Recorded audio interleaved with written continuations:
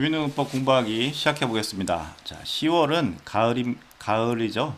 가을에는 우리 민원 업무 중에 의무취약 추진 계획이 교육청으로부터 시달됩니다. 그래서 이 의무취약 추진 계획 관련 업무를 해야 돼서 특별 편성을 한번 해봤습니다. 초중등 교육법으로 보는 의무취약. 취약 통제란 어떤 의미냐면요. 국민들에게 교육을 받을 권리와 의무에 대해서 알려주는 겁니다. 그리고 이 교육의 의무는 4대 의무 중 하나죠. 그래서 매우 중요한 의무입니다. 초중등 교육법은 그 의무를 부과하는 법률이고 의무취약은 그 의무를 수행하는 것입니다. 그래서 우리 읍면동의 임무가 이 의무취약 대상자에게 빠짐없이 취약통지서를 배부해줘서 1월 달에 있는 예비소집에 응할 수 있게 해줘야 됩니다.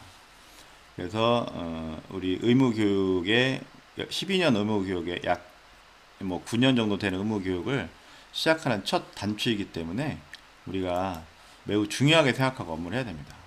그래서 내년도 입학 예정자뿐 아니라 이전 연도에 누락되었을지 모르는 학령기 아동까지 꼼꼼하게 살펴서 취약통지서를 각각 부모님들에게 보호자분들에게 나눠줘서 1월 달에 예비 소집에 응할 수 있도록 우리가 해줘야 됩니다. 그런 취지로 초중등 교육법을 한번 공부해 보겠습니다. 취약아동 업무 일반이라고 했는데요. 제가 업무하는 동안 중요하게 생각하고 실수할 가능성이 있는 내용들에 대해서 한번 정리해 본 거니까요. 한번 여러분들도 이런 부분 한번 공부를 해 보시기 바랍니다. 지역교육청 고시 2023년 초등학교 학적관리 업무 처리 지침이라는 게 있습니다. 요거 각 교육청 사이트에 들어가면 다운받을 수 있습니다. 자, 의무취약 추진은 교육청, 학교, 지자체 3자가 함께하는 매우 중요한 사업입니다. 간단하게 생각하시면 안 되고요. 아니면 쉽다, 아니면 단순하게 대충 해야 되겠다 이렇게 생각하시면 안 되고요. 국민의 의무이자 권리인 교육의 의무, 또는 교육받을 권리를 실현시켜주는 일이라고 생각하시길 바라겠습니다. 그 중에 취약통지가 바로 우리 읍면동의 업무이고 정년기, 학령기 아동 전원에게 취약통지가 되도록 해야 됩니다. 아동이 해외에 학교를 다닌다고 해서 의무가 사라지지 않습니다. 보호자가 반드시 해외에 있는 아동인 경우에는 취약 면제 신청을 해서 의무를 면제 받아야 됩니다. 정년기 아동은 6세가 되죠. 학령기 아동은 7세부터 12세. 그래서 올해는 2017년 아이가 정년기 아동이 됩니다. 자, 읍면동은 10월 30일까지 명부를 작성, 그 다음에 열람을 11월 초에 10일간 해야 됩니다. 그래서 시행령에서 정한 업무입니다. 매우 중요하죠. 법률과 시행령에서 정해진 업무는 안 하면 곧 직무유기가 되는 것입니다. 그래서 반드시 해야 됩니다. 반드시 10일 이상의 열람 기간을 정하고 공고 또는 플래카드를 게시 홍보해야 됩니다. 제가 의무취약 업무를 약 3년 정도 했는데 다른 데서 들은 얘기인데 이제 그 공고나 게시로 왜 홍보하지 않았냐라고 따져묻는 민원이 있었다고 합니다. 자, 입학 연기 신청은 만 6세 때 1회만 읍면동에서 할 수 있습니다. 그렇기 때문에 다음에 두 번째 입학 연기 신청하러 온 아이에게 학부모에게는 취약통지서를 줘가지고 예비소집에 응하게 됩니다. 이때 다시 연기 신청을 받아서 아이가 학교에 가지 않으면 이건 좀 문제가 됩니다. 학교에 계속해서 보내지 않는 것은 교육학대에 해당하기 때문입니다. 자, 읍면동은 취약아동 명부에 누락되는 아동이 없도록 주의를 기울여야 됩니다. 이게 매우 중요합니다. 자, 이런 경우에 조금 다소 누락될 여지가 있어서 여러분들이 꼭 요 사례에 있는 경우에는 주의를 기울여 살펴보시기 바랍니다. 자, 입학 연기 신청한 아동을 다음 연도 읍면동에서 취약아동 명부에 이름을 올리지 않고 취약통지도 하지 않은 사례가 있었습니다. 입학 전 취약유예 3월 전에 1월과 2월 사이에 보호자들이 취약유예 신청을 해가지고 취약유예 결정을 받은 사례가 있는데 이 경우에는 아이가 입학을 하지 않게 되면 학적이 없습니다. 그래서 그 해 다시 취약통지를 해줘야 됩니다. 입학 후 취약유예 아동은 대부분 학교에서 관리를 하는데요. 그래도 만약에 우리가 학교에서 명단을 받아서 관리도 조금 관리해야 된다고 생각하시는 것도 괜찮습니다. 해외 체류 중인 아동에게 취약 통지가 되지 않아 보호자가 취약 면제 신청을 하지 않은 사례, 이 경우도 많이 있습니다. 자, 일시적으로 주민등록이 말소돼서 6세 아동인데 우리가 취약아동 명부에 빠뜨릴 수도 있습니다. 친생자 부존재의 경우 말소될 수 있다라는 것을 예상하셔서 우리 관내 아동 중에 말소된 아동이 있는지, 그래서 그 말소된 이유가 친생자 부존재 등의 이유인지를 확인해서 만약에 거주하고 있으면 말소되었더라도 취약아동 명부에 등재해서 학교에 갈 수 있게 해줘야 됩니다. 자, 취약통지서가 발급된 후 전입하는 아동, 이 경우는 입학시까지 통지서를 발부해 주면 됩니다. 취약아동 명부에 추가 작성하고요. 해당 학교에 통보해 주면 됩니다.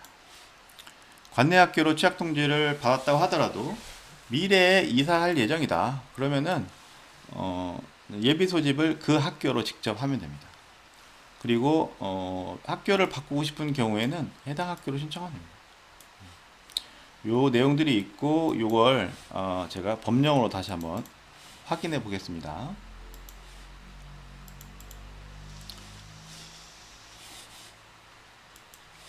자, 시행령 15조 1항 취약아동 명부의 작성 언제까지 하면 되죠? 10월 31일까지 하면 됩니다. 자, 그 다음에 취약아동 명부의 열람 11월 초에 10일 이상의 기간을 정해서 열람할 수 있도록 필요한 조치를 하여야 합니다. 하면 좋은 게 아니고요. 이건 반드시 하여야 합니다. 우리 공무원들이 해야 될 의무를 규정해 놓은 것입니다. 이걸 안 하면 직무유기가 되는 것이죠. 주의해야 됩니다. 특히 취약아동 열람할 수 있도록 필요한 조치를 취하지 않아서 민원 제기를 받은 사례도 종종 있었습니다.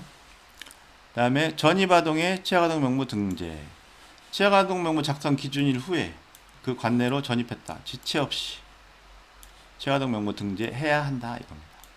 전산에서 자동 등록이 안 돼요. 그래서 관리가 필요합니다. 입학기일 등의 통보 교육장은 주어가 무엇인지를 봐야 됩니다. 주어가 곧 그 이 업무의 책임 주체이기 때문에 교육장은 11월 30일까지 입학 기일과 통학 구역을 결정하여 통학 구역이 간혹 바뀔 수도 있죠. 여기에 통학 구역 바뀐 거 보고 검토해서 이제 정리해야 되는 것이고 입학 기일 보통 3월 2일이죠. 3월 입학 기일과 통학 구역을 결정하여 12월 30일까지 우리에게 읍면동장에게 통보해 주면 됩니다.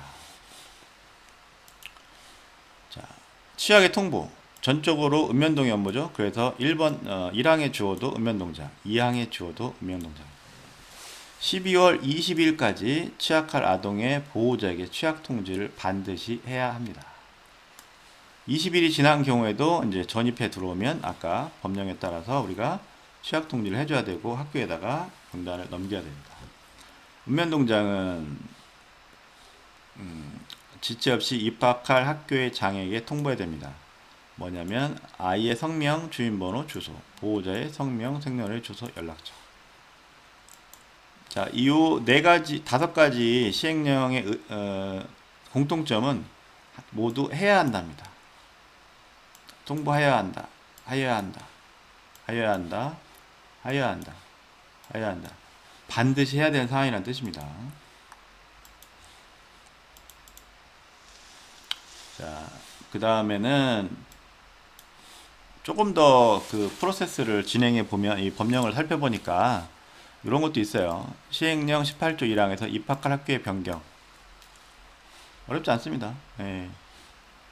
지정된 학교가 아닌 초등학교에 아동을 입학시키려는 경우에는 학교의 장이 승낙 받아요. 그러니까 학교의 장에 신청하면 되겠죠. 우리한테 신청하는 게 아니고. 그래서 신청해서 승낙이 되면 읍면동 장과 원래 지정한 학교의 장에게 통보해 주면 됩니다. 그 다음에 다문화 학생의 입학, 외국인은 학교 어떻게 가요? 이걸 좀 물어보잖아요. 이것도 초등학교의 장에게, 외국인인 아동 학생 초등학교의 장에게, 어디의 장이냐면 거주지가 속한 학교 안에 있는 초등학교의 장에게 신청하면 됩니다. 자, 025조가 좀 중요합니다. 취약의 독촉, 경고, 통보입니다. 그래서 독촉, 경고, 가정 방문을 초등학교 장이 합니다. 주어를 잘 보세요. 초등학교 장은 독촉하거나 경고하여야 한다. 그 다음에 방문해야 된다. 방문하거나 출석하도록 요청할 수 있다. 학교 안 오는 애들, 결석하는 애들에게 이렇게 해야 한다는 얘기입니다. 그래서 초중등학교의 장은 읍면동 장에게 동행을 요청할 수 있으며, 읍면동 장은 특별한 사유 없으면 협조해야 된다. 요 내용이 있고요. 또 학교의 장은, 초등학교의 장은 통보할 수 있습니다. 누구에게 통보하냐면요, 읍면동 장이나 교육장에게 통보할 수 있습니다. 이런 사항을 눈에 익혀두시면 됩니다. 그런데 요게 지금 중요한 건데요. 읍면동 장의 임무를 써놨습니다. 그렇기 때문에 우리가 반드시 기억해두고 알아야 됩니다. 우리의 임무니까요. 이건 우리가 해야 됩니다. 그래서 우리도 뭘 하냐면 독촉, 경고, 가정 방문을 할 수 있다는 겁니다. 그래서 읍면동의 장은 제25조 사항 각호 외의 부분, 이게 무슨 말인지 잘 모르겠는데요. 그래도 쭉 읽어보시면 됩니다. 따라 제1호 사항을 통보받는 경우 지체 없이 해당 아동이나 학생 보호자 또는 어쩌고 저쩌고에게 경고해야 된다. 가정을 방문할 수 있다. 그 다음에 학교의 장 또는 특별한 사유가 없으면 적극 협조해야 된다. 거의 비슷한 사례죠. 앞에서 통보하는 사례와 또 우리가 하는 사례가 거의 비슷한 겁니다. 그러니까 아동이 학교에 다니지 않고 있으면 반드시 읍면동에서 책임있게 아이가 학교 갈 수 있게끔 처리해야 된다는 얘기입니다. 027 취약동료 조치 이런 게 있네요. 여기 보면 취약동료의 책임자, 취약동료의 책임자는 아까 말했지 교육청, 그 다음에 학교, 읍면동이 될 수 있어요. 그래서 취약동료의 책임자 경찰 공무원은 학령아동, 그러니까 정년기 아동 말고 학령아동은 이제 2학년도부터 5학년까지 생각하시면 돼요. 길거리에서 배회하는 자를 발견할 때는 즉시 취약동료를 해야 된다. 이것도 의무사항입니다. 이런 내용 있는 거 한번 보시면 됩니다. 자, 그러면 취약 의무와 조기 연기 입학 요 관련해서 간략하게 볼게요.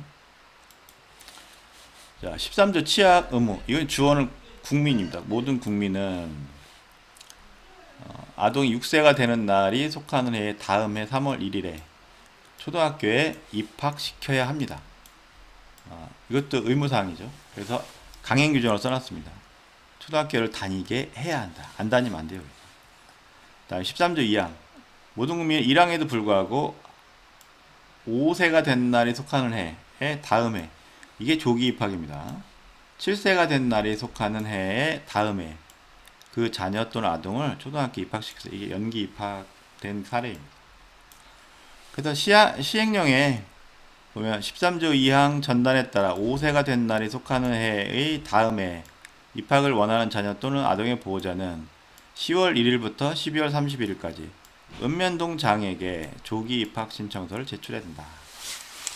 그 다음에 7세가 되는 날이 속하는 해의 다음 해에 입학을 원하는 자녀 또는 아동의 보호자는 마찬가지로 10월 1일부터 12월 30일까지 읍면동장에게 입학 연기 신청서를 제출해야 합니다. 그래서 읍면동장은 입학 연기 대상자의 명단을 교육자에게 통보해야 됩니다. 왜냐하면 취아동 명부에서 제외되니까요. 자, 요게 조기 입학과 입학 연기에 관련한 초중등 교육법의 법령입니다. 자, 취약 유예와 면제. 마찬가지로 법률 14조에 취약 의무의 면제가 있습니다. 질병, 발육 상태 등 부득이한 사유로 취약이 불가능한 의무 교육 대상자에 대하여는 대통령령으로 정하는 바에 따라 면제하거나 유예할 수 있다는 겁니다. 그래서 시행령에 보면 28조 시행령에 취약 의무의 면제 유예 써놓고요. 면제 또는 유예받으려는 아동이나 학생의 보호자는 취약할 예정이거나 취약 중인 학교의 장에게 취약 의무의 면제 또는 유예를 신청해야 한다. 이겁니다. 우리에게 신청 안 하죠. 학교의 장에게 취약 의무의 유예 또는 면제를 신청해야 됩니다. 나머지도 또한 학교의 임무입니다. 학교의 장은 초등학교의 장은 이렇게 쭉 돼 있어서 나머지 사항은 우리 업무가 아닙니다. 그냥 한번 검토만 해보시면 되죠. 28조 6항 취약 의무의 유예는 1년 이내로 합니다. 취약 면제는 말 그대로 의무가 사라지는 거기 때문에 기간이 없습니다. 그래서 해외에서 공부하고 다시 들어오면 그때 학교에다가 저 학교 다니고 싶어요 라고 바로 신청하면 돼요. 학교에다 신청. 근데 취약 의무의 유예는 1년 이상이 안 됩니다. 그래서 1년만 하고 다시 연장을 할지 이제 학교에 들어갈지를 그 학교에다 다시 이제 심사를 받아야 되는 거예요. 그래서 아까 입학 전 취약 유예의 경우 그 1년이 되는 이제 10월, 11월, 12월 이때 우리가 취약 통지를 다시 해줘야 되는 필요성이 생기는 거예요. 그래서 취약 의무에 유예 학생이 있는지 우리가 학교에다가 공문을 보내서 한번 받아두는 것이 좋습니다. 여기까지 할까요? 자, 수고하셨습니다. 도움이 되길 바라겠고요. 구독과 좋아요 부탁드리고요. 다음 시간에는 주민등록법 시행령 9호에 대해서, 이 9호 서식도 여러분들 관심이 많을 것 같은데 이 9호 서식에 대해서 분석해 보겠습니다. 행복한 주말 되시기 바라겠습니다. 이상 마치겠습니다.